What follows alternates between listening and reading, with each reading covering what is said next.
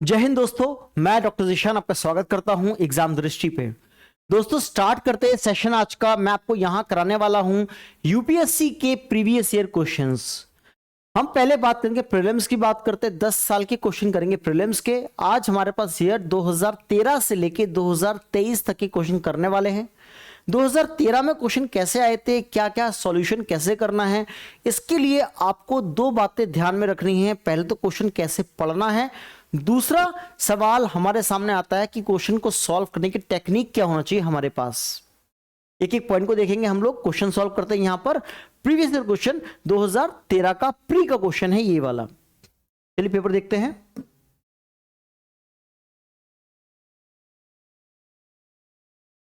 देखिए क्वेश्चन आपके पास दोनों लैंग्वेज में दिया है। मैंने इंग्लिश हिंदी दोनों लैंग्वेज आपके सामने है। ठीक है, देखते हैं। Which of the following is are the characteristics of Indian coal. निम्नलिखित में से कौन सा या से भारतीय कोयले की विशेषताएं या विशेषता है। ठीक है, यहां पर आपको बताना विशेषता क्या है इंडिया की कोल की। अब आपके सामने यहां क्या है, 3 पॉइंट यहां दिए हुए हैं और 4 ऑप्शन यहां दिए, टोटल 7 ऑप्शन है। आपको करना क्या है, पहले एक पॉइंट पढ़ना है। पहला पॉइंट है हाई ऐश कंटेंट। ठीक है, यहां पर उच्च राख सामग्री। कोयला जब जलता है, जलने के बाद राख बनेगी। जो राख नहीं बनाता तो वो कोयला वैसा का वैसा रहता, मतलब बेकार भद्दी क्वालिटी का कोयला है, भूरा कोयला कहते हैं इसको। ठीक है, इसका मतलब जब कोयला जलेगा तो कॉमन सी बात है राख तो बनेगी, इसके अंदर राख बनेगी। तो हमारा पहला पॉइंट सही है। कोयले के जलते समय क्या होता है, लो सल्फर कंटेंट, सल्फर की मात्रा कम होती है, बिल्कुल सही बात। तीसरा पॉइंट कहता है लो ऐश फ्यूजन टेम्परेचर, कम राख संलयन तापमान। अगर ये बोलता है यहां पर लो ऐश टेम्परेचर, अगर बोलता है यहां पर एग्जांपल, अगर मान लो कोयले को जला दिया गया, जलाने के बाद जो राख मिलती है, राख का तापमान जलते हुए कोयले के तापमान से तो कम होगा, तो बिल्कुल सही होता। अगर सिर्फ इतना बोलता, लो ऐश टेम्परेचर बोलता, ठीक है, ऐश का टेम्परेचर कम होता, बिल्कुल सही होता। बट उसने एक वर्ड बीच में जोड़ दिया, फ्यूजन, संलयन। भैया जब राख बन चुकी है या राख बन रही तो संलयन कहां से हुआ, कुछ तारे थोड़ी बना रहे हैं इसमें, तारे बैठ के थोड़ी बनाएंगे इस कोयले के अंदर, तो संलयन कहां से आ गया बीच में। इसी कारण से ये पॉइंट हमारा गलत हो जाएगा यहां पर, क्योंकि वर्ड बीच में क्या है, संलयन को जोड़ दिया गया यहां। तो हमारा 1 और 2 ऑप्शन यहां बिल्कुल सही होगा। तो A would be the right answer of this question. Second question, अब देखते हैं इसका थोड़ा सॉल्यूशन। हमारे पास सबसे पहला चरण कोयले का होता है तो पीट कोयला बनता है। पहला चरण में क्या है, पीट कोयला बना, जिसको थोड़ा समय हो जाएगा दबाव के बाद यहां पर, तो हमारे पास यही कोयला कन्वर्ट किस में हो जाता है, हमारे पास लिग्नाइट में। इसको दबे हुए थोड़ा समय और हो जाएगा तो यही कोयला क्या बन जाएगा आगे जाके, बिटुमिनस।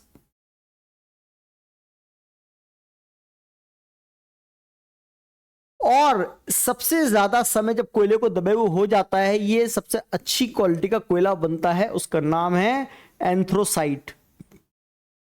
ठीक है, तो मैं कह सकता हूं यहां पर anthracite is the best quality coal, सबसे उच्च क्वालिटी, सर्वोच्च गुणवत्ता वाला कोयला एंथ्रोसाइट होता है।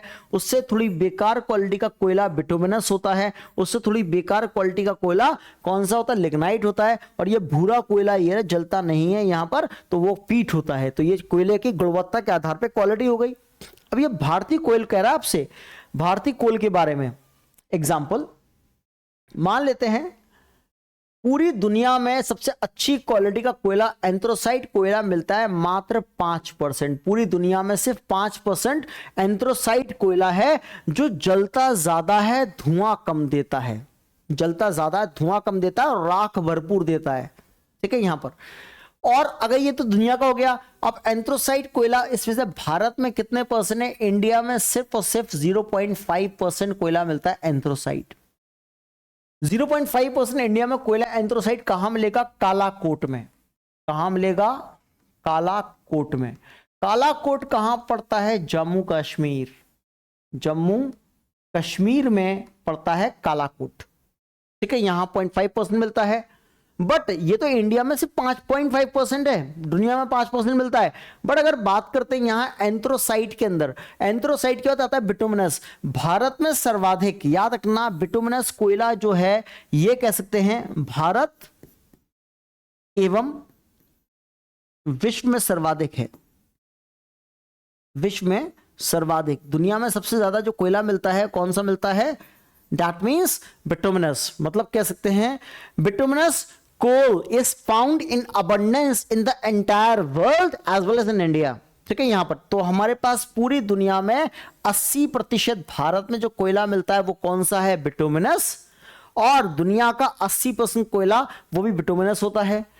पीट और लिग्नाइट की बात करते हैं, ये दोनों कोयले मिलके देखो 80%, तो ये हो गया 0.5% ये हो गया, बाकी जो रिमेनिंग पोर्शन बचा है वो लिग्नाइट और कौन सा होता है हमारे पास यहां, पीट। लिग्नाइट कोयला भारत में सर्वाधिक पाया जाता है तमिलनाडु में। कहां पाया, तमिलनाडु में नल्ला वैली की खान है, वहां लिग्नाइट मिलता है यहां पर। आई थिंक इतनी बात क्लियर है, कोयले के ऊपर बेसिक स्ट्रक्चर हमारे सामने ये रहा। अगला सवाल, क्वेश्चन कहता है which of the following statements regarding the laterite soil, ये हमारे पास टॉपिक है सॉइल ज्योग्राफी से, किससे है, सॉइल ज्योग्राफी से, ये वाला टॉपिक है हमारे पास। ठीक है, laterite soil of India are correct, मतलब इसमें सही कथन पूछ रहा है लेटराइट मिट्टी के संदर्भ में, भारत में लेटराइट मृदा के संबंध में निम्नलिखित में से कौन सा कथन सही है, लेटराइट सॉइल। अब सवाल आता है लेटराइट सॉइल के अंदर क्या कहता है, they are generally red in colour, बिल्कुल सही बात है। भारत में दो मिट्टियां लाल रंग की पाई जाती हैं, एक लेटराइट मिट्टी और एक लाल मिट्टी। लाल मिट्टी का रंग लाल क्यों होता है, आयरन ऑक्साइड की वजह से। लाल मिट्टी का रंग लाल क्यों होता है, लौह ऑक्साइड की उपस्थिति के कारण। और लेटराइट मिट्टी का रंग लाल क्यों होता है, लीचिंग के कारण। लीचिंग कहते हैं निक्षालन, निक्षालन प्रक्रिया क्या होती है अभी बताता हूं, पर इतना समझ लो इसका रंग लाल होता है यहां पर, और ये दिखती कैसी है लेटराइट मिट्टी, ये रही। कुछ आदमियों के सामने ये से अगर मिट्टी रखूंगा तो कहेंगे ये तो लाल मिट्टी है। ठीक है, लाल मिट्टी का रंग भी लाल होता है और लेटराइट मिट्टी का रंग भी लाल होता है, कॉमन सी बात है। ठीक है, ऐसी होती है लेटराइट मिट्टी।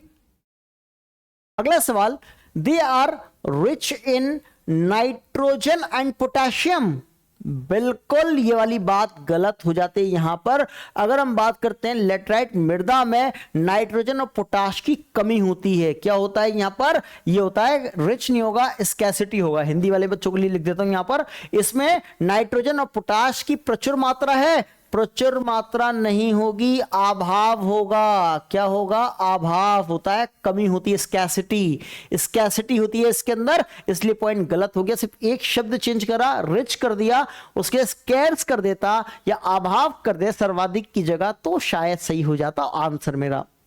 अगला question, they are well developed in Rajasthan and UP. भैया उत्तर प्रदेश में मैंने ये मना नहीं कर रहा कि लेटराइट नहीं मिलती, बिल्कुल मिलती है, पठारी भाग में दक्षिण यूपी में मिलती है लेटराइट, पर कहता है ये वेल डेवलप, मतलब पूर्ण रूप से मिलती है, स्वस्थ तरीके से, मतलब पूरी तरह विकसित, विकास हो चुका है इस मिट्टी का। यहां पर विकास नहीं हुआ है दोस्तों, यहां पर क्यों नहीं हुआ है, ये राजस्थान और उत्तर प्रदेश में अच्छी तरह से विकसित नहीं हुई है, ये विकसित कहां हो चुकी है, तमिलनाडु। भारत में सबसे ज्यादा लेटराइट मिट्टी कहां मिलती है, तमिलनाडु में।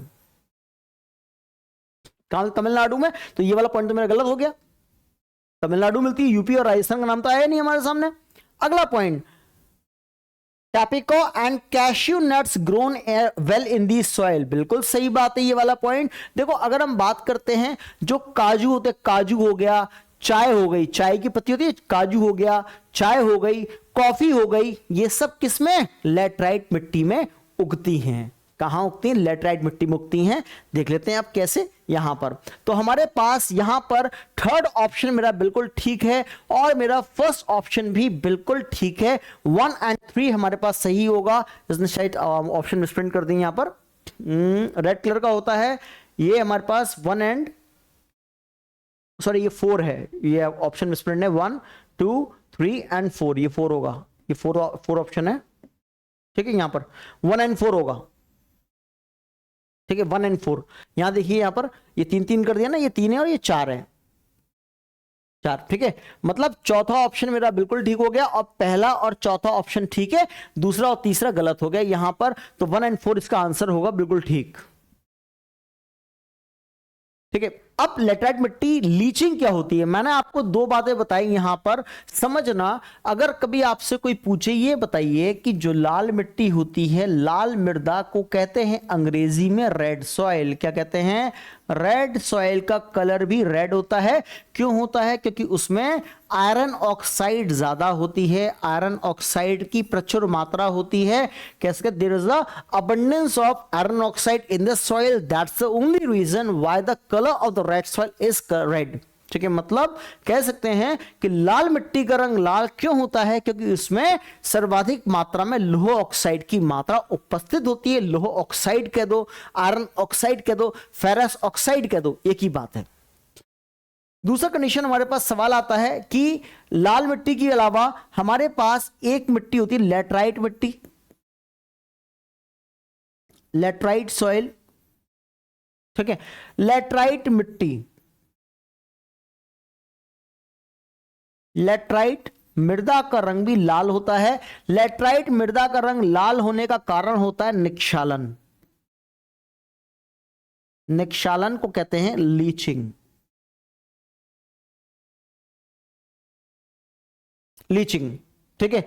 लीचिंग क्या होता है समझेंगे इधर। सपोज दैट मैं आपको सब प्रोसेस समझा रहा हूं। लीचिंग क्या होता है? लीचिंग,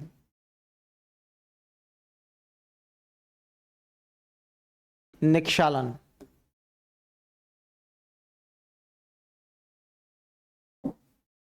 मान लेते हैं ये सॉइल प्रोफाइल बना रहा हूं। सॉइल प्रोफाइल टॉपिक पढ़ाऊंगा तो बताऊंगा आपको उसके डिटेल में, और अभी इतना समझ लेंगे। ये हमारे पास यहां पर इसको मान लेते हैं ह्यूमस, टॉप सॉइल कहते हैं। टॉप सॉइल मतलब ह्यूमस। टॉप सॉइल सबसे अच्छी गुणवत्ता वाली और ज्यादा फर्टिलिटी वाली सॉइल टॉप सॉइल, ह्यूमस हो गया। ह्यूमस के नीचे हमारे पास यहां पर मान लेते हैं सेकंड नंबर सिलिका। नीचे इसकी क्या है? सिलिका की मात्रा। उसके बाद फिर मान लेते हैं हमारे पास यहां पर होता है आयरन, Fe। ठीक है, यहां पर इसको कहते हैं आयरन, लोहा। और फिर इसके नीचे मान लेते हैं एल्युमिनियम, Al, एल्युमिनियम मान लेते हैं। अब होता क्या है यहां पर,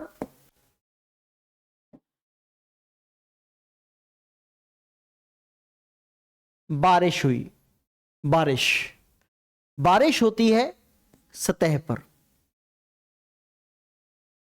यहां पर बारिश होने के साथ साथ यहां कुछ कार्य हुए। क्या कार्य हुए?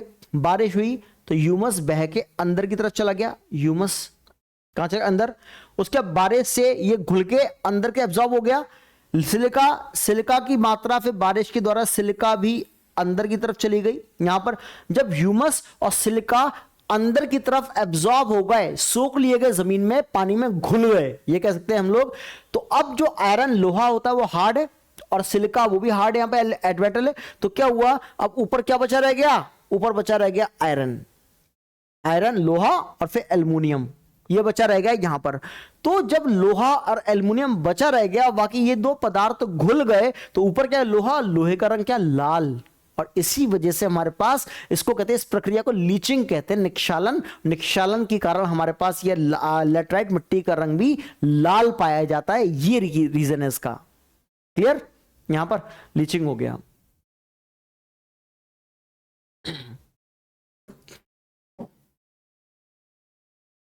Consider the following statements. Natural gas, natural gas occurs in Gondwana beds. ठीक है, गोंडवाना भूमि का जो बेड्स होता है, किनारे वाला जो एरिया होता है, या गोंडवाना, वहां पर हमारे पास क्या मिलता है? क्या नेचुरल गैस, प्राकृतिक गैस पाई जाएगी? पहला सवाल। ठीक है, माइका, जो माइका को कहते हैं अभ्रक कहते हैं हम हिंदी में। क्या कहते हैं इसको? अभ्रक कहते हैं हिंदी में कहते हैं। और हिंदी देख लो, प्राकृतिक गैस गोंडवाना तल में पाई जाती है। कोडरमा में अभ्रक बहुतेता में होता है। Dharwad, Dharwad are famous for the petroleum. क्या धारवाड़ जो पेट्रोलियम के लिए प्रसिद्ध है? 3 पॉइंट देखते हैं, एक एक करके सॉल्व करते हैं इसको। पहला, प्राकृतिक गैस क्या गोंडवाना तल में पाई जाए? तल, तल होता है गोंडवाना के बेस में, तल मतलब होता है बेस में प्राकृतिक गैस पाई जाती है। दोस्तों मैं आपको डायग्राम दिखाता हूं, प्राकृतिक गैस गोंडवाना में पाई जाती है, मना नहीं कर रहा, गोंडवाना में नहीं मिलेगी, गोंडवाना में पाई जाती है। इसके अलावा और भी स्थानों पे पाई जाती है, गोंडवाना के अलावा। सिर्फ ये क्या कर रहा है, सिर्फ यहां पर ही पाई जाती है, इसलिए पॉइंट मेरा गलत हो गया। पहला पॉइंट देखते हैं गलत क्यों हुआ। अब देखिए प्राकृतिक गैस भैया यहां पर कहां कहां मिल रही है? आप देख सकते हैं राजस्थान में मिल रही है, यहां पर महाराष्ट्र गोंडवाना का पार्ट है, आंध्र गोंडवाना का है, तमिलनाडु गोंडवाना का पार्ट है, मान लेते हैं इसको। बट यहां पर आप देख सकते हैं यहां पर कि हमारे पास तमिलनाडु गोंडवाना का पार्ट है, आंध्र, महाराष्ट्र, राजस्थान, त्रिपुरा भी तो है यहां पर, तो ये और भी जगह है। तो यहां पर और जगह कहां मिल रही है, इसलिए पॉइंट गलत हुआ, क्योंकि सिर्फ लिख दिया यहां अकर्स ओनली इन, कहां मिलती है? गोंडवाना बेल्ट। इसके अलावा और भी इंडिया के पार्ट्स में मिलती है, सब पार्ट्स में। देखिए दूसरी कंडीशन आती है mica, mica occurs in the abundance in Koderma. दोस्तों यहां पर याद रखना हमारे पास कोडरमा नाम की जगह है। कौन सी जगह है? कोडरमा। कोडरमा कहां पड़ती है? झारखंड में, झारखंड में। और कोडरमा को कहते हैं यहां पर भारत में अभ्रक की राजधानी। क्या कहते हैं? भारत में अभ्रक की राजधानी कहा जाता है, capital of mica in India. ठीक है, यहां पर कोडरमा को कहते हैं, कोडरमा हमारे पास बल्क में पाई जाती है। कहां? कोडरमा में माइका। तो इसमें कोई दो रहा नहीं है, भारत में माइका की राजधानी कोडरमा को ही कहते हैं, इसलिए बल्क में मिलेगी यहां पर। तो हम कह सकते हैं सेकंड पॉइंट मेरा बिल्कुल ठीक है। धारवाड़ क्या पेट्रोलियम के लिए मशहूर है? नहीं दोस्तों, धारवाड़ हमारे पास चट्टानों के लिए मशहूर है, धारवाड़ हमारे पास मंदिरों के लिए मशहूर है यहां पर। और धारवाड़ नाम का जिला पड़ता है कर्नाटका में। कहां पर? धारवाड़ क्रम की चट्टानें पड़ी होंगी कभी। धारवाड़ क्रम के कोयला या फिर धारवाड़ क्रम में कोयला तो मिलता है, धारवाड़ क्रम का पेट्रोलियम नहीं पड़ा होगा आपने। धारवाड़ क्या है? चट्टानों के प्रकार है, चट्टान में आते, चट्टानें पढ़ेंगे, इंडियन रॉक्स पढ़ेंगे, तो धारवाड़ श्रृंखला भी पढ़ेंगे, विंध्या श्रृंखला भी पढ़ेंगे हम लोग इसके अंदर। तो हम कहते हैं धारवाड़ पेट्रोलियम के लिए नहीं है दोस्तों। ये किसके लिए मिलेगा आपको यहां पर? ये किस चीज के लिए मिलता है धारवाड़ हमारे पास? रॉक्स के लिए। ठीक है, 1 और 2। ठीक है, देखो 1 तो गलत हो गया, 2 सही है। ठीक है, ओनली 2 हमारे पास दिया हुआ है, ये ओनली 2, 2 3 नहीं हो सकता, और नन तो है ही नहीं इसमें, मतलब 2 ओनली 2 हमारा सही होगा आंसर। और आप देख सकते हैं धारवाड़ कहां लोकेशन, इसी देख लेते हैं। आप देख सकते हैं ये हमारा कर्नाटका का नक्शा है। कर्नाटका के मैप में धारवाड़ नाम का आपको जिला आसानी से दिख रहा होगा। यहां पर ये कर्नाटका, देखो इंडिया के मैप में ये क्या है? कर्नाटका है। और कर्नाटका में ये वाला हिस्सा है धारवाड़। यहां तो पहली बार धारवाड़ क्रम की चट्टानें यहीं मिली थी, तो चट्टानों के लिए, मंदिरों के लिए ये वाला इलाका बहुत ज्यादा मशहूर है। अगला सवाल, कंसिडर द फॉलोइंग क्रॉप्स, मतलब कुछ क्रॉप की बात कर रहा है यहां पर। निम्नलिखित फसलों में से फसलों पर विचार कीजिए। ये है हमारे पास एग्रीकल्चर ज्योग्राफी का टॉपिक, एग्रीकल्चर ज्योग्राफी में पढ़ते हैं इस चीज को। हमारे पास फसलें आपने पढ़ी होंगी, राबी की फसल, खरीफ की फसल, जायद की फसल पढ़ी होगी। ठीक है, अगर मैं बात करते हैं यहां पर, कहता है यहाँ खरीफ की फसल में सवाल पूछ रहा है आपसे यहां पर, इनमें से खरीफ की फसल कौन सी है? ठीक है, कॉटन कपास है, ग्राउंडनट मूंगफली है, राइस है या वीट है? ये कि मतलब कपास, मूंगफली, चावल या गेहूं, इनमें से खरीफ की फसल कौन सी है?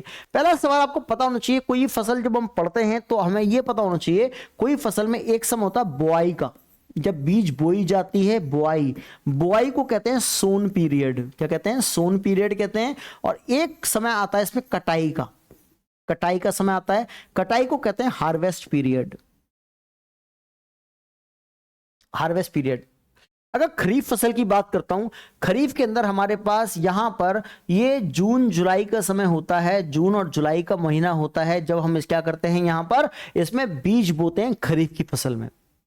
और इसमें जब बीज बो के तैयार जब होते हैं तो हम कहते हैं कटाई का समय इसमें आता है, यहां पर कह सकते हैं सितंबर अक्टूबर के अंदर कटाई का समय आ जाता है। ठीक है। यहां पर इनमें से जो खरीफ की फसल है, कॉटन खरीफ के अंदर आती है, मूंगफली खरीफ के अंदर आती है और राइस खरीफ में आता है, तीनों खरीफ में आते हैं। परंतु जो वीट हमारे पास दिया है, ये गेहूं दिया है, ये आता है किसमें, राबी की फसल है। किसकी फसल है ये, राबी की फसल है, वीट।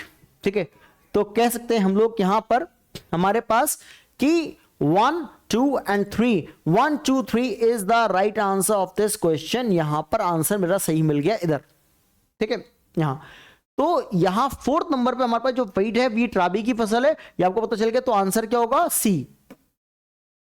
देख सकते हैं खरीफ की फसल हमारे पास, कह सकते हैं यहां धान, खरीफ की फसल क्या होती है, धान होती है। ये रखा पैडी, पैडी मतलब धान होता है। ये हमारे पास क्या है यहां पर, दूसरी कंडीशन, ये भुट्टा, भुट्टे को कहते हैं मेज।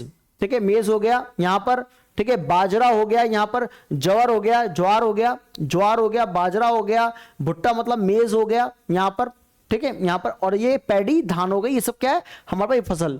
अगली सवाल हमारे पास आता है राबी। राबी की फसल में देखो अभी बताया वीट, गेहूं, गेहूं राबी के अंदर आता है। यहां पर हार्ले होता है, पीस होता है, ग्राम मतलब चना होता है यहां। तो यहां खरीफ और राबी की फसलें आपको पता चल गई। ये एग्रीकल्चर ज्योग्राफी में हम लोग पढ़ेंगे डिटेल के अंदर। ठीक है, चलिए देखते हैं आगे। फिर 2013 में सवाल फिर क्या आया था हमारे पास, जनजाति में सवाल आ गया। ये आएगा ह्यूमन ज्योग्राफी। ये वाला टॉपिक आया था आपका ह्यूमन ज्योग्राफी से क्वेश्चन आया था, जहां हम पढ़ेंगे जनजाति के बारे में, ट्राइब्स के बारे में, ट्राइबल पीपल्स के बारे में। ट्राइब्स कौन होते हैं यहां पर, जनजाति कौन होते हैं, प्रथम दुनिया के लोग कहते हैं इन्हें हम लोग।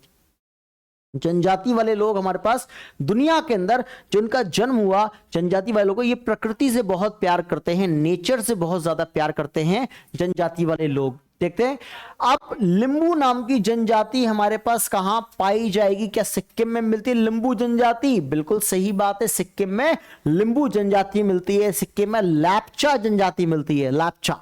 ठीक है, कार्बी, दोस्तों कार्बी जनजाति की बात करते हैं। कार्बी ट्राइब क्या हिमाचल में मिलती है? नहीं, बिल्कुल नहीं मिलती। और आपको पता होगा कि कार्बी नाम की जनजाति, कार्बी नाम का एक पठार है, कार्बी एंगलोंग, कहां है?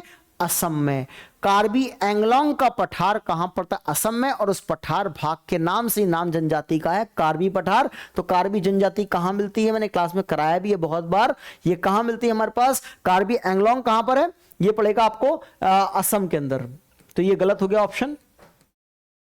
इसके बाद डोंगरिया कौंद जनजाति उड़ीसा के अंदर है। ये बिल्कुल सही बात है, ये उड़ीसा की जनजाति है डोंगरिया कौंद जनजाति, ये भी सही है। बोंडा जनजाति के तमिलनाडु की है। बोंडा, बोंडा दोस्तों तमिलनाडु के अंदर ये जनजाति नहीं पाई जाती। ये जनजाति भी हमारे पास उड़ीसा के अंदर मिलती है। बोंडा कहां मिलती है? उड़ीसा के अंदर ये वाली जनजाति पाई जाती है, बोंडा कौन। ठीक है, तो हमारा उत्तर क्या है? 1 and 3 is the right answer. तो कहते हैं पहला और तीसरा ऑप्शन मेरा सही है। तो आंसर क्या होगा? 1 and 3, A would be the right answer of this question. ए मेरा बिल्कुल सत्य आंसर हो गया यहां पर। देखिए जनजाति का मैंने आपको चार्ट दिया है पूरा यहां पर। जनजाति के चार्ट के अंदर देखो, जम्मू कश्मीर के अंदर हमारे पास कौन कौन जनजातियां मिलेंगी आपके सामने? बाल्टी, बैदा, गद्दी, गारा, मौन, सिप्पी, चांगपा, गुज्जर, जम्मू कश्मीर। ठीक है, हिमाचल में भी गद्दी, गुज्जर मिल जाएंगे, लामास, लांबा, बोध मिल जाएंगे। ठीक है, यहां पर उत्तर प्रदेश के अंदर बुक्सा, जौनसरी, कोल, राजी, थारू, ठीक है, परिहाल, बैगो, चैरो, ये सब क्या है? जनजाति के नाम है यहां पर। सिक्किम की बात करेंगे, भूटिया, खास, लिंबू, लैपचा, यहां पर ये सब आपको ट्राइब मिल जाएंगे इंडिया के अंदर कोने कोने में, स्टेट के हिसाब से। आगे देखते हैं। अब अगला सवाल यह आता है हमारे पास, इंडिया में एक टॉपिक है drainage pattern of India, Bharat का नदी अववाहक तंत्र। वहां से सवाल लिया गया, 2013 में सवाल यहां से नदी में से भी आया। देखो यहां से क्या किया, ज्योग्राफी पूरी है, इसके अंदर एक एक सेक्शन लिया। एक क्वेश्चन ड्रेनेज पैटर्न से ले लिया, एक क्वेश्चन इसने ले लिया मैप सीरीज से ले लिया, एक क्वेश्चन एग्रीकल्चर से ले लिया। तो एक एक क्वेश्चन को इकट्ठा करा अलग अलग सेगमेंट से और एक पेपर तैयार कर दिया। ज्योग्राफी के 12-14 क्वेश्चन दे दिए इसने। ठीक है, उस टाइम 12-14 थे, पर आज के टाइम में 20 क्वेश्चन के आसपास ज्योग्राफी के मिल जाएंगे आपको। देखिए यहां पर देखो, नर्मदा नदी की बात करते हैं हम लोग। ये पश्चिम की तरफ बहती है, सबको पता है, सब दोस्त जानते हैं हमारे पास। यहां पर भैया भारत, ये है भारत में, ये भारत का पश्चिम भारत है और ये भारत का पूर्वी भारत है। यहाँ वेस्टर्न ईस्टर्न इंडिया। नर्मदा कहाँ बहती है? यहाँ पर वो बहती है पश्चिम की ओर, वेस्ट की ओर, ठीक है। Narmada river flows to the west while most other large peninsular rivers flows to the east. Why? मतलब कहता है नर्मदा नदी जो पश्चिम की तरफ बहती है, इसके अलावा जो बड़ी बड़ी प्रायद्वीप भारत की नदियां हैं वो पूरब की तरफ क्यों बहती हैं? कारण बताइए, कारण पूछ रहा है। पहला सवाल, it occupy a rift valley. भाई नर्मदा क्या भ्रंश घाटी से बहती है? दोस्तों अगर आपको नहीं पता मैं बता दूं आपको, यहां पर इंडिया के अंदर यहां पर भ्रंश घाटी से बहने वाली 4 नदियां हैं। 1 नदी, 2 नदी, 3 और 4 नदियां हैं भारत में जो भ्रंश घाटी से बहती हैं। चारों नदियों के नाम मैं आपको बता दूं यहां पर। यह नदी है नर्मदा, ताप्ती, सोन और दामोदर, ठीक है। तो नर्मदा, ताप्ती, सोन, दामोदर ये 4 नदियां हैं जो भ्रंश घाटी से बहती हैं। तो मेरा इसका आंसर क्या होना चाहिए? It occupy a linear rift valley. भैया नर्मदा रिफ्ट वैली में आती है, बिल्कुल सही बात है, ये वाला पॉइंट सही है। It flows between the Vindhyachal and Satpura mountain. देखो दोस्तों यहां देखते हैं इसके अंदर, ये हमारी नर्मदा नदी है। नर्मदा नदी की अगर बात करते हैं, नर्मदा के जो उत्तर में जो पर्वत पड़ेगा, यहां भी एक पर्वत है, नर्मदा के दक्षिण में भी पर्वत है, ठीक है। नर्मदा के जो उत्तर 2 पर्वतों के बीच में से बहती है, एक है ये विंध्याचल, विंध्यास पर्वत कहते हैं उत्तर में नर्मदा नदी के, और नर्मदा के दक्षिण में जो पर्वत पड़ता है इसको सतपुड़ा कहते हैं। क्या कहते हैं? सतपुड़ा माउंटेन, ठीक है। यहां पर तो नर्मदा 2 पर्वतों के बीच में से बहती है। और नर्मदा निकलती कहां से? इस पर्वत से निकलती है, इसका नाम है अमरकंटक की पहाड़ी। नर्मदा निकलती कहां से है? अमरकंटक की पहाड़ी से निकलती है नर्मदा, ठीक है। ये भी मध्य प्रदेश के अंदर है, एमपी और छत्तीसगढ़ के बॉर्डर पे है, ठीक है। नर्मदा निकलती है अमरकंटक की पहाड़ी से और ये कहां बह रही है? इधर, और विंध्याचल सतपुड़ा के बीच में होते हुए बहती है। तो हमारा क्वेश्चन क्या पूछता है हमसे? क्वेश्चन एग्जामिनर ने ये पूछा हमसे यहां पर, इट फ्लोज बिटवीन, नर्मदा जो बहती है कहां पर? विंध्यास और सतपुड़ा के बीच बहती है, कोई दो राह नहीं है, बिल्कुल सही पॉइंट है ये वाला मेरा यहां पर। अगला, the land slope to the west from the central India. अब ये देखो यहां क्वेश्चन बड़ा फंसा रहा है बच्चों को। यहां पर 2 पॉइंट तो पता चल गया, तीसरा पॉइंट ऐसे दे दिया, बच्चे बड़े कंफ्यूज हो गए इसके अंदर। कैसे? भूमि की ढलान मध्य भारत के पश्चिम की ओर है, ऐसा बिल्कुल नहीं है। जैसे मान लेते हैं मैं यहां खड़ा हूं, मेरा ये वाला वेस्ट लिखा है, वेस्ट, मेरा ये वेस्ट है और ये वाला ईस्ट है, वेस्ट है। जब इंडिया की भूमि की बात करते हैं तो ये वेस्ट में ऊंचा है और ईस्ट में नीचा है। पश्चिमी भाग, मतलब मैं आपको ऐसे बताऊं यहां पर, उसी डायग्राम बताता हूं आपको। देखिए अगर बात करते हैं, हमारे पास ये स्लोप है इंडिया की, ठीक है। पश्चिम भाग ऊंचा है और पूर्वी भाग हमारे पास नीचा है यहां पर, ठीक है। और इस तरह से ये दक्कन का पठार, ये बनेगा दक्कन का पठार, डेक्कन प्लेटू, इस तरह से। मतलब पश्चिम भाग ऊंचा हो गया और पूर्वी भाग नीचा है यहां पर। अब क्वेश्चन क्या पूछ रहा है यहां? ये क्वेश्चन पूछता है यहां पर, तीसरा point, the land slope to the west from central India. मतलब पश्चिमी ढाल की तरफ झुकी हुई है भैया, वो पश्चिमी ढाल ने पूर्वी ढाल की तरफ नीचे झुकी हुई है यहां पर, इसलिए पश्चिम की जगह पूरब कर देता तो शायद मेरा ऑप्शन ये भी सही हो जाता, इसलिए गलत हो गया यहां पर। ये पश्चिम से पूरब की तरफ झुकी हुई है यहां पर, इसलिए लंबी लंबी नदियां वहां गिर जाती हैं, कहां? बंगाल की खाड़ी में जाके, वेस्ट टू ईस्ट, ठीक। तो 1 और 2 मेरा सही हो गया। इसके अंदर 2 और 3, 1 और 3, तो इसमें ऑप्शन नहीं दिया है मेरे पास, तो नन कर दूंगा, ये ऑप्शन नहीं है मेरे पास। तो जब ऑप्शन नहीं है वाला तो सही कर देंगे इसको यहां पर, ठीक है। आगे देखते हैं।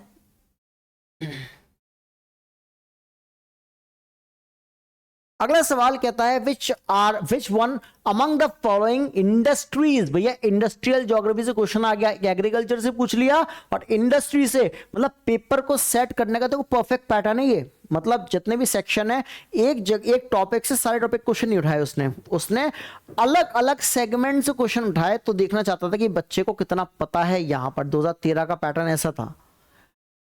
Which one of the following industries is the maximum consumers of water in India? ये उस टाइम का करंट अफेयर्स था।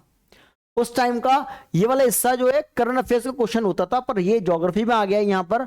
मतलब कहते हैं पानी का इस्तेमाल इनमें से कौन सा उद्योग सर्वाधिक करता है। अब आपको ये पता, अगर इसकी जगह आपको एग्रीकल्चर देता, एग्रीकल्चर मतलब कहते हैं आपके कृषि देता, एग्रीकल्चर में सबसे ज्यादा पानी का इस्तेमाल होता है, तो आप सबसे एग्रीकल्चर लगा के आते हैं, पर यहाँ कहीं दूर दूर तक एग्रीकल्चर है ही नहीं। यहां दे दिया इंजीनियरिंग वर्क में, पेपर पल्प में, टेक्सटाइल में, थर्मल पावर। उस टाइम हमारे पास सबसे ज्यादा, और आज भी हम बात कर सकते हैं थर्मल एग्रीकल्चर की बात, थर्मल पावर में सबसे ज्यादा पानी का इस्तेमाल होता है यहां थर्मल प्लांट्स में, भूतापीय परियोजना में। ठीक है, देख सकते हैं कैसे। यहां देखिए, ये पूरा हमने चार्ट बनाया है यहां। अब देखिए यहां पर हमारे पास इस चार्ट के अंदर देखिए, हमारे पास थर्मल पावर में जो पानी का इस्तेमाल होता है 87.9%, ये वाला थर्मल पावर का चार्ट है। उसके बाद पल्प एंड पेपर, लुगदी और कागज बनाने के जो उद्योग होते हैं उसमें 2.3% पानी का इस्तेमाल होता है। स्टील प्लांट में हमारे पास 1.3% पानी का इस्तेमाल होता है। फर्टिलाइजर के अंदर 0.2% पानी का इस्तेमाल होता है। चीनी के उद्योग होते हैं, शुगर मिल्स होती हैं, 0.5% पानी का इस्तेमाल होता है। टेक्सटाइल में 2.1% पानी का इस्तेमाल है। इंजीनियरिंग वर्क में 5.1% पानी का इस्तेमाल है, और अदर्स 0.8%। ठीक है, तो ये उस टाइम का करंट अफेयर्स का क्वेश्चन था। तो हम थर्मल पावर प्लांट, हमारे पास यहाँ पानी का इस्तेमाल होता है कितना, सबसे ज्यादा, सर्वाधिक उस टाइम। ठीक, एग्रीकल्चर नहीं दिया इसने, तब ऐसा ऑप्शन है हमारे सामने। ये क्वेश्चन मैंने क्लास में कितनी बार करा दिया मुझे खुद नहीं पता। यहां पर इतनी बार मैं क्वेश्चन करा चुका हूं। ये वाला मैंने बताया था, दुनिया में मछलियां कहां पाई जाती हैं, मछलियां, फिश कहां पाई जाती हैं। समुद्र में जब पानी बहता है, एक ठंडा पानी और गर्म पानी आपस में आके मिलता है। जिस जगह जब ठंडा गर्म पानी समुद्र में आके जिस इलाके में मिलेगा, वहां पैदा होंगे साइटोप्लैंक्टन्स। ठीक है, पानी गुनगुना हो गया ना, साइटोप्लैंक्टन्स पैदा होंगे। साइटोप्लैंक्टन्स क्या होते हैं, मछलियों का खाना होते हैं, तो वहां मछलियां मिलेंगी। दुनिया का सबसे ज्यादा मछलियां कहां मिलती हैं, कनाडा के अंदर। मैं आपको पहले बता भी चुका हूं, यहां पर देखिए यही बताएंगे इसमें। देखो, अगर हम बात करेंगे दुनिया में सबसे ज्यादा मछली पैदा वर्ल्ड में कहां होती है, वर्ल्ड में, ठीक है, ये होती है कनाडा में। कनाडा नाम का एक देश है। कनाडा का अंदर एक राज्य है, एक प्रांत है, उस प्रांत का नाम है नोवा स्कोशिया। एक राज्य है कनाडा का, एक प्रांत है, प्रोविंस है, नोवा स्कोशिया नाम का एक राज्य है कनाडा का। ठीक है, यहां पर नोवा स्कोशिया के अंदर हमारे पास एक द्वीप है, इस द्वीप का नाम है न्यू फाउंडलैंड। दुनिया में सबसे ज्यादा मछलियां कहां पैदा होती हैं, न्यू फाउंडलैंड में दुनिया में सबसे ज्यादा मछली पैदा होती हैं। और न्यू फाउंडलैंड में जो जगह है, इस जगह का नाम है the grand bank. The grand bank में दुनिया में सबसे ज्यादा मछली पैदा होती है द ग्रैंड बैंक के अंदर। ठीक है, तो हमने क्या देखा, दुनिया में सर्वाधिक मछली कहां पैदा होती है, कनाडा के, नोवा स्कोशिया के, न्यू फाउंडलैंड के, आपके द ग्रैंड बैंक में होती हैं दुनिया में। क्यों, क्योंकि गर्म और ठंडा पानी आपस में मिलता है। ठीक है, अब गर्म और ठंडे पानी की बात करते हैं तो कैसे, जलधारा की बात कर लेते हैं। कौन सी जलधारा मिलती है वहां पर, जलधारा कौन सी मिलती है उधर, मतलब जलधारा का मतलब होता है ओशन करंट। ओशन करंट, कौन से ओशन करंट मिलते हैं यहां पर नोवा स्कोशिया के अंदर, उस जगह। तो कह सकते हैं जो ठंडे जल की धारा है, ये वाली जो ठंडा पानी है वो कौन सा है, इसका नाम है लैब्राडोर ओशन करंट। क्या नाम है इसका, लैब्राडोर ओशन करंट। लैब्राडोर महासागरीय धारा, ठंडा पानी है, और यहां से गर्म पानी आता है। यहां पर गर्म पानी जो होता है, उस गर्म पानी का नाम है यहां गल्फ स्ट्रीम। गल्फ स्ट्रीम, इसको हिंदी में खाड़ी की धारा भी कहते हैं, गल्फ स्ट्रीम। तो गर्म ठंडा पानी कहां मिलता है, इस इलाके में। तो न्यू फाउंडलैंड यहीं बसा हुआ है, यहां मछलियां मिलती हैं सर्वाधिक मात्रा में, यहां पर गर्म ठंडा पानी मिलने के बाद। ठीक है, तो देखते हैं,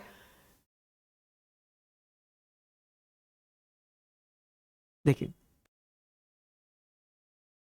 ये कहता है the most important fishing ground, the most important fishing ground of the world are found in the regions where, मतलब सबसे महत्वपूर्ण मछलियों का जो क्षेत्र है यहां पर दुनिया में कहां पाया जाता है, जहां warm and cold atmospheric current meet, मतलब एटमॉस्फेरिक करंट के अंदर वायुमंडल, मतलब हवा ऊपर ठंडी और गर्म हवा मिल रही है, तो ये हवा के मिलने से नहीं मिलता। कंफ्यूज क्या कर दिया, हवा मिला दी इसने, गर्म ठंडी हवा, तो बच्चे कंफ्यूज हो गए, ये आंसर नहीं होगा, हवा के मिलने से नहीं मिलती मछलियां, मछलियां हवा में थोड़ी उड़ती हैं। Rivers drains out large amount of fresh water to the sea, या नदियां बहुत ज्यादा स्वच्छ पानी सागर में बहाती हैं तो मछलियां मिलेंगी उसके अंदर, बिल्कुल नहीं होता, बिल्कुल काटो उसको आंसर, ठीक है। Warm and cold ocean current meets, मतलब जब गर्म और ठंडी जल धारा आपस में आके मिलती है तब मछलियां मिलती हैं, सी आंसर हो जाएगा हमारा। और कॉन्टिनेंटल शेल्फ इज अनड्यूलेटेड, यहां पर तो देखो कॉन्टिनेंटल शेल्फ अनड्यूलेटेड होता है, इससे मछलियों से कोई मतलब नहीं है, इधर है तो इधर मछली मिलेगी, इधर है तो इधर मिलेगी मछली, तो ये आंसर नहीं हो सकता, तो सी मेरा आंसर हो जाएगा, ठीक है। मतलब कहते हैं गर्म और ठंडी समुद्री धाराओं के मिलने से मछलियां मिलती हैं उस जगह। ये तो होगा मछली मिलने की वर्ल्ड की बात। इंडिया में कभी आपसे सवाल पूछता है कि भारत में सर्वाधिक मात्रा में मछलियां कहां मिलती हैं, सबसे ज्यादा इंडिया में मछलियां कहां मिलती हैं दोस्तों, तो आप कहना है इंडिया में सबसे ज्यादा मछली मिलती है कहां, आंध्र प्रदेश में, ठीक है। सेकंड नंबर पर मछली मिलती है पश्चिम बंगाल में, थर्ड नंबर पर मछली मिलती है गुजरात के अंदर, फोर्थ नंबर पर मछली केरला के अंदर, फिफ्थ नंबर पे मछली मिलती है भारत में तमिलनाडु में, छठे नंबर पे गोवा दमन दीव में मिलती है, सातवें नंबर पे पौंडीचेरी पुदुचेरी हो गया, आठवें पे हो गया हमारा उड़ीसा हो गया, नवे पे कर्नाटका हो गया और 10वें पे महाराष्ट्र हो गया। तो ये टॉप 10 मैंने आपको बता दिया मछलियां कहां कहां मिलती है। सीरीज अगर लगवा ले कि भारत में मछलियों के मिलने वाले राज्य को क्रम से लगाइए, ऐसा सवाल अगर आ जाता है, arrange the states in ascending और descending order where the fish are found, तो आप उसको यहां ये वाला सवाल लगा सकते हैं इजीली। ये क्वेश्चन मैं वैसे तो क्वेश्चन बहुत इजी है, जब यूपीएससी का मेंस पढ़ाता हूं उसमें भी कराता हूं ये क्वेश्चन यहां पर, और पर ये हमारा बेसिकली हम जब एटमॉस्फेयर की बात करते हैं तो हम बात करते हैं यहां पर ऑप्शनल में, ज्योग्राफी ऑप्शनल के अंदर इस चीज की बात बहुत ही ज्यादा डिटेल में करते हैं, ठीक है। यहां देख लेते हैं इसको पहले, यहां पर देखिए कहता है यहां पर the annual range of temperature in the interior of the continent is high as compare to the coastal areas, what is the reason या रीजंस, ठीक है। मतलब महाद्वीपों के आंतरिक भागों में तापमान की वार्षिक सीमा तटीय क्षेत्रों की तुलना में अधिक है, कारण क्या है, कारण बताइए। मतलब हमारे पास जो महाद्वीप के अंदर तापमान ज्यादा है, तट पे तापमान कम है, ऐसा बोला जा रहा है यहां पर आपके सामने। अब देखिए यहां पर पहला point, thermal difference between the land and water, भूमि और जल के बीच तापीय अंतर, पहला पॉइंट। दूसरा, variation in the altitude between continent and ocean, महाद्वीपों और महासागरों के बीच ऊंचाई में भिन्नता। Presence of strong wind in the interior, आंतरिक भागों में तेज हवाओं की उपस्थिति। Heavy rain in the interior as compare to the coast, तटों की तुलना में आंतरिक भागों में भारी वर्षा। ये चार ऑप्शन मेरे सामने मुझे दे दिए हैं, ठीक है। यहां पर अब इन चार ऑप्शंस में मुझे करना क्या है, यहां पर चीज समझना है इसको। मैं क्या करूंगा इसमें, यहां पर पहला सवाल देखते हैं यहां से, भैया heavy rain in the interior और interior as compare to the coast, क्या हमारे पास जो महाद्वीप के आंतरिक भाग में ज्यादा बारिश हो तटीय भाग से ज्यादा, ये जरूरी नहीं है, ये पॉइंट जरूरी नहीं है। कुछ कुछ इलाके में आंतरिक भाग में ज्यादा बारिश हो जाती है, कुछ कुछ दुनिया में क्षेत्र ऐसे हैं जहां तटीय भाग में ज्यादा बारिश होती है, क्योंकि तटीय भाग में समुद्र से मॉइस्चर लेकर आते हैं और कोई पहाड़ मिल गया तट पे, यहां पर उससे टकराने के बाद वहीं से इवेपोरेशन कंडेंसेशन होकर वहीं पर ही बारिश हो जाती है, यहां पर कुछ कुछ इलाके के अंदर, मोस्टली आइलैंड्स के अंदर, ठीक है। तो ये पॉइंट इसलिए कट जाएगा हमारे पास यहां। Presence of strong wind in the interior, भैया धरती के अंदर आंतरिक भाग में जो हवाएं होती हैं वो बहुत जटिल होती हैं, बहुत स्ट्रांग होती हैं आंतरिक भाग में। अगर कभी आपने क्लाइमेटोलॉजी पढ़ा है मुझसे यूपीएससी वाले बैच के अंदर, तो वहां मैं आपको एक डायग्राम बनाता हूं हमेशा, यहां डायग्राम समझाता हूं यहां पर विंड्स का, विंड बेल्ट्स की बात करते हैं यहाँ पर, कहता है ना विंड्स बेल्ट ये वाला इस टाइप से डायग्राम ये वाले होते हैं, डायग्राम ये वाले, ठीक है, ये डायग्राम बनाता हूँ यहाँ पर इस तरह से। तो ये जो डायग्राम हमारे पास यहाँ मिलेंगे, लो प्रेशर हाई प्रेशर वाले डायग्राम मिलेंगे। यहाँ पर एक चीज मैं आपको समझाता हूँ, उसके अंदर इंपॉर्टेंट बात मैं आपको ये बताता हूँ कि यहाँ पर जो हमारे हवा होती है, हवाओं की जो गति होती है समुद्र के ऊपर तेज होती है और आंतरिक भाग में गति कम हो जाती है। क्यों? समुद्र के ऊपर बिल्डिंग्स नहीं होती, इसको रोकने वाला कोई नहीं है। दक्षिणी गोलार्ध सदर्न हेमिस्फीयर में जो 40 डिग्री के बाद जो हवा चलती है तो उसकी हवा की स्पीड बढ़ती जाती है, ठीक है, इसको वेस्टर्लीज कहते हैं, पछुआ पवन। 40 डिग्री पे गरजती 40, 50 डिग्री प्रचंड 50, 60 डिग्री चीखती 60 के नाम से जानते हैं उसको, ठीक है। यहां पर तो समुद्र में हवाओं की रफ्तार तेज होती है, कॉन्टिनेंट के अंदर हवाओं की रफ्तार कम होती है यहां पर। तो हमारे पास यहां पर ये वाला पॉइंट गलत हो गया, यहां presence of strong wind in the interior नहीं होता, यहां ऑन द ओशंस होता, सही होता। Variation altitude between the continent and oceans, देखो अब कहते हैं ऊंचाई में अंतर है, महाद्वीपों की ऊंचाई ज्यादा है और महासागरों की ऊंचाई कम है। किसने कह दिया? यहां पर भैया महासागर की अगर मैं बात करता हूं, ओशंस की बात करता हूं, वो बात आपकी बिल्कुल सही है, एक पॉइंट तक मैं सही बोल सकता हूं इस बात को। मैंने बोला कि महाद्वीप ऊंचाई पे हैं और पर्वत आ गए तो और ऊंचे हो गए वो तो, ठीक है, और महासागर नीचे हैं। पर दोस्तों महासागर के अंदर भी तो पर्वत पाए जाते हैं। कुछ पर्वत ऐसे होते हैं जो समुद्र की गहराई में पाए जाएंगे और जमीन से ऊपर निकल कर आते हैं, और क्या लगता है हम वहां जा रहे हैं एक आइलैंड पे, पूरा माउंटेन दिख रहा है। लाइक इंडिया में अंडमान निकोबार चले जाओ, बैरन नारकोदाम वोल्केनिक माउंटेन है, पानी के अंदर है, लावा वहां से जनरेट हो रहा है और ऊपर है पूरा आइलैंड पे माउंटेन है। तो ऊंचाई तो वहां भी तो है माउंटेन की। हवाई द्वीप चले जाओ, वहां भी तो हवाई आइलैंड में मिलेगा चीज है, ठीक है। तो यहां इस बेसिस पे मैं दो मेरे कॉन्ट्रडिक्शन हो गए तो आंसर नहीं लगा सकता इसको, तो मेरे पास ये गलत हो जाएगा। ऊंचाई की सबसे बात करेंगे। But thermal difference between the land and water is the right answer. मतलब क्यों? ए आंसर मेरा सही होगा क्योंकि जमीन का और पानी का तापमान में बहुत अंतर पाया जाता है। जमीन लेट गर्म होती है, लेट ठंडी होती है, क्वालिटी है, फीचर है। ऑप्शनल बैच के अंदर सबसे पहला टॉपिक यही बताता हूं, यहां characteristics of land and characteristics of water, ठीक है। यहां पर जमीन की बात करते हैं। जमीन हमारे पास जल्दी गर्म हो जाती है और जमीन को हमारे पास क्या ना हो, जल्दी गर्म होती है और जल्दी ठंडी हो जाती है। पानी को गर्म होने में समय लगता है और पानी को ठंडे होने में भी थोड़ा समय लगेगा। एग्जाम्पल, पूरे दिन भर आपके छत पे टंकी रखी होती है, पानी रखा हुआ है वहां छत के टंकी में। अब उसका जो बॉडी है सरफेस वो प्लास्टिक की है ना यहां पर। अब क्या होता है, प्लास्टिक तो गर्म है, पानी भी, सूर्य का प्रकाश पड़ा, पूरे दिन में पानी गर्म हो गया, तो पानी को 12-1 बजे 2 बजे देखोगे पानी गर्म होना स्टार्ट होता है, ठीक है। पानी गर्म होगा, शाम को 5-6 तक पानी गर्म होता है। तो पानी को गर्म होने में, खोलने में टाइम लग गया सूर्य के प्रकाश से, ठीक है। और पानी को ठंडे होने में कभी कभी पानी इतना ज्यादा लू चलती है, गर्मी में इतना ज्यादा गर्म हो जाता है कि अगले दिन सुबह तक भी पानी गर्म छेके मारता है। सुबह 6 बजे नहा के जाओगे लगेगा पानी गर्म है, रात भर में ठंडा नहीं हुआ। तो पानी की क्वालिटी क्या है? पानी हमारे पास लेट गर्म होता है, लेट ठंडा होता है। और जमीन जल्दी गर्म होती है, जल्दी ठंडी हो जाती है। थोड़ी धूप निकल जाए तो 11 बजे आप नंगे पैर नहीं चल सकते छत के ऊपर, अगर मार्बल लगाए तो, ठीक है, गर्म हो जाएगी। और शाम को 5 बजे सूरज डूबा, यहां पर थोड़ा छिड़काव करते हैं जमीन में, तो उसके जो वेव्स होती हैं, जो तरंगे होती है, वो ऊर्जा निकल जाती है, तो वो थोड़ा धुलाई करने के बाद थोड़ा ठीक हो जाती है जमीन, ठीक है। ए आंसर मेरा सही है इधर। अब देखिए यहां पर सिंपल डेफिनेशन आपके पास, यहां पर land heats and cools more quickly than water. जमीन पानी की तुलना में जल्दी गर्म और जल्दी ठंडा हो जाता है। Temperature fluctuation of land is greater than water. Land heats up to the higher temperature. जमीन गर्म होती है, ज्यादा उच्च तापमान में गर्म होती है जमीन, देन वाटर, क्योंकि पानी कम तापमान में भी गर्म हो जाता है। And will cool lower than water, ठीक है।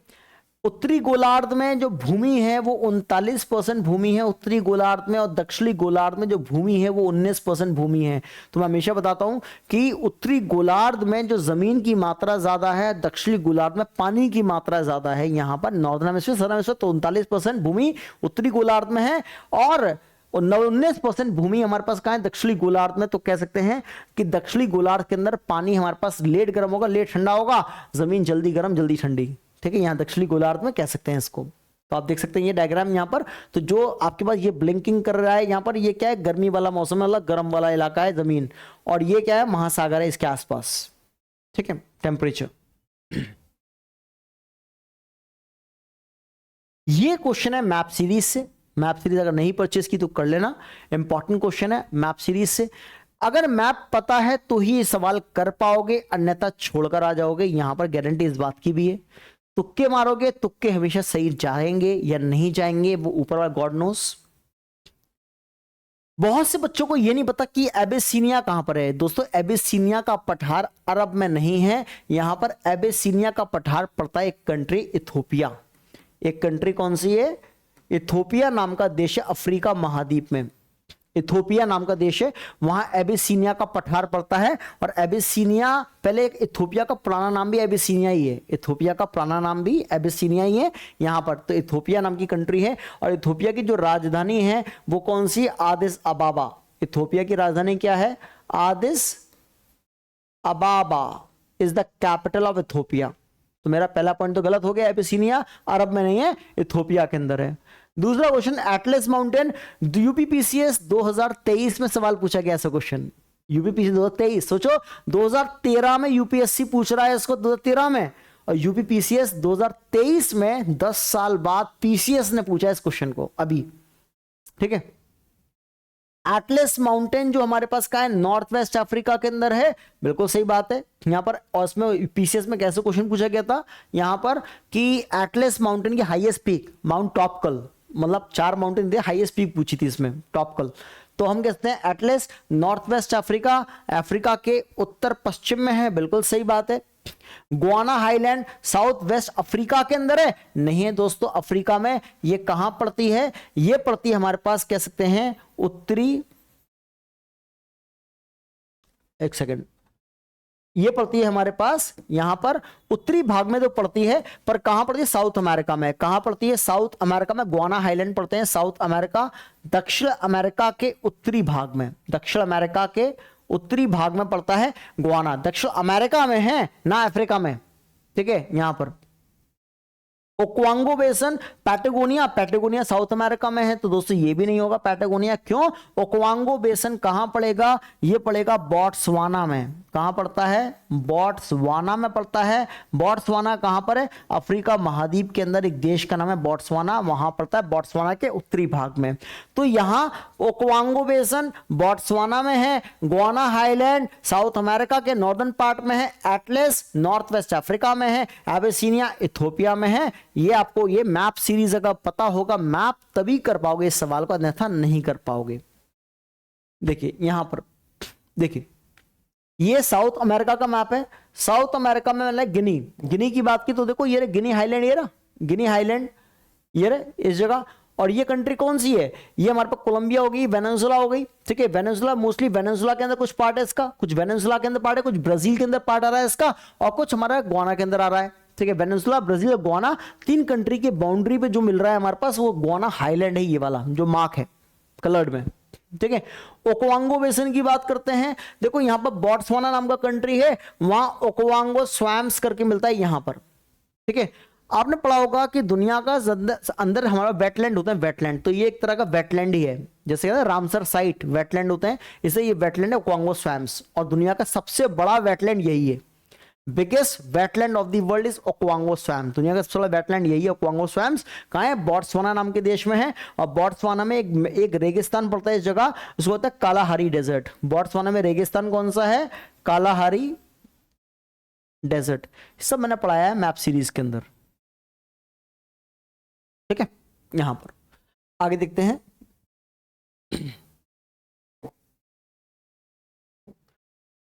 Variation in the length of day time and night time from season to season is due to, ठीक है। यहां पर मौसम के अनुसार दिन और रात की लंबाई में भिन्नता किसके कारण होती है, पृथ्वी का अपनी धुरी पर घूमने के कारण होती है, पृथ्वी के सूर्य के चारों ओर अंडाकार रूप में परिक्रमा करने के कारण होती है, स्थान की अक्षांश स्थिति के कारण होती है या झुकी हुई धुरी व पृथ्वी की परिक्रमा के कारण होती है?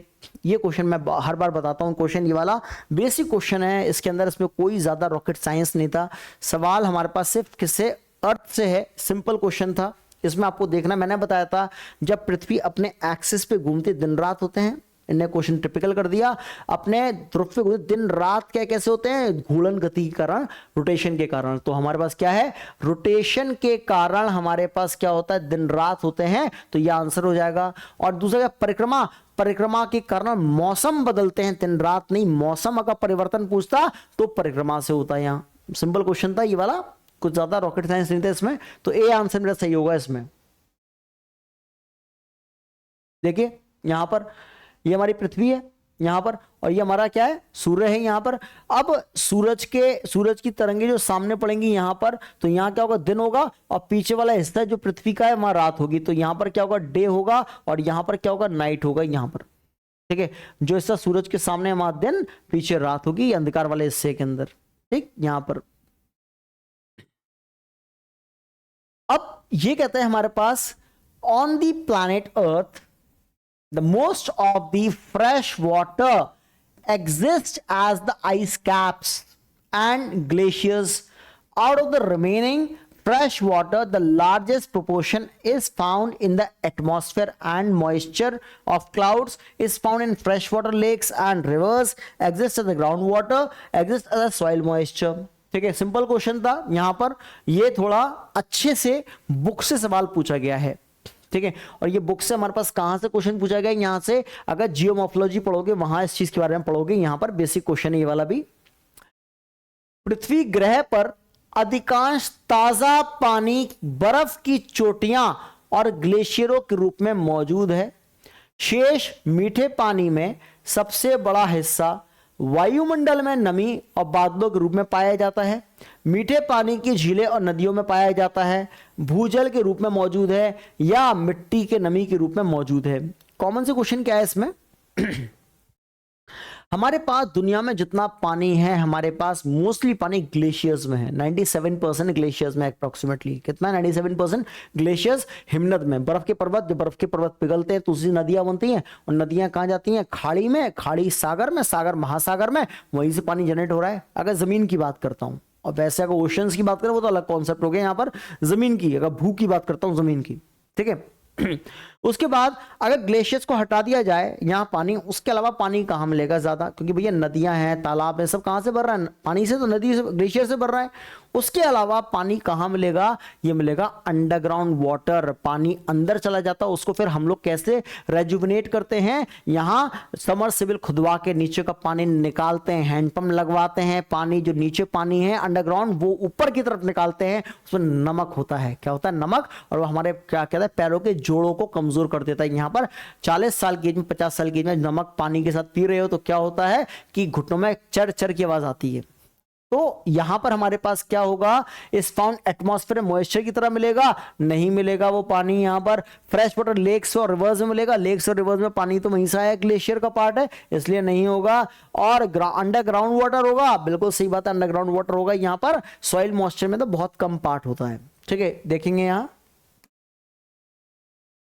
आप देख सकते हैं यहां पर ये क्लाउड, ये क्या है हमारे पास? ये पूरी एक साइकिल है, सो वाटर साइकिल कहते हैं। वाटर साइकिल, पानी आया जमीन पे, लेक्स बनी, स्टोरेज है, पानी हुआ, यहां से इवेपोरेशन हुआ, जलवाष्प हुआ, फिर बादल बने, फिर बारिश हो गई। पूरे एक रॉक आपके पूरा कह सकते हैं वाटर साइकिल है ये पूरा। ठीक है, अब ये जमीन है, यहां पर्कुलेशन है, यहां पर चारकोल को जमीन बनी हुई है, यहां आप लोगों को मान लेते हैं यहां। अब उसके बाद ये नीचे देख रहे हो आपके पास, ये रहा ग्राउंड वाटर, ये रहा ग्राउंड वाटर, ये रहा। ठीक है, इस क्वेश्चन को और देखते हैं हम। ये कहता है कंसिडर फॉलोइंग स्टेटमेंट्स। ठीक है, which of the above are responsible for the bringing dynamic changes on the surface of the earth. मतलब इनमें से कौन से ऐसे कारण हैं जो पृथ्वी पे बदलाव लाने के लिए लाभदायक है या पृथ्वी बदलाव ला सकते हैं। ठीक है, इलेक्ट्रोमैग्नेटिक रेडिएशन। भैया अगर आपने देखो, मैंने कभी ऑप्शनल बैच, अगर आप कभी रहे हो ऑप्शनल बैच में तो आपने देखा होगा, मैं डायग्राम बनाता हूं यहाँ इलेक्ट्रोमैग्नेटिक फेज का। यहां पर ये चुंबकीय क्षेत्र है पृथ्वी का, यहां पर ये डायग्राम है हमारे पास मैग्नेटिक रेस।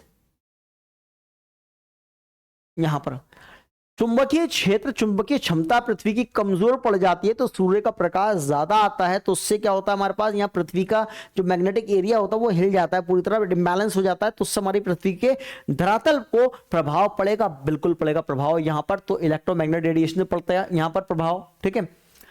जियोथर्मल एनर्जी, भैया जियोथर्मल भूतापीय ऊर्जा बनाते हैं, उससे प्रभाव पड़ता है। भैया जमीन गर्म होती है, जब जमीन गर्म होगी ज्यादा और रात को ठंडी हो जाएगी, दिन में गर्म रात को ठंडी होगी, तो जमीन में चट्टाने क्रैक होने की संभावना बढ़ जाती है। ये मैं आपको पढ़ा चुका हूं, कहां पर, वेदरिंग इरोजन में पढ़ाया था। यहां पर देखो एक ही कॉन्सेप्ट का एक पॉइंट दे दिया इसने बस, ठीक है।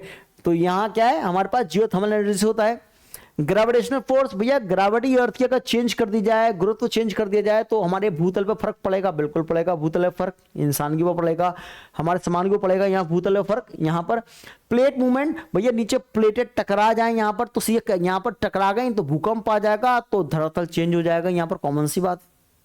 प्लेट दूर चली गई यहां पर तो खाई बन जाएगी बीच में, भूतल पे फर्क पड़ गया जमीन पे यहां, तो प्लेट मूवमेंट से। और rotation of earth, revolution of earth, मतलब पृथ्वी की घूर्णन परिक्रमा से पृथ्वी के ऊपर, जमीन के ऊपर फर्क नहीं पड़ेगा।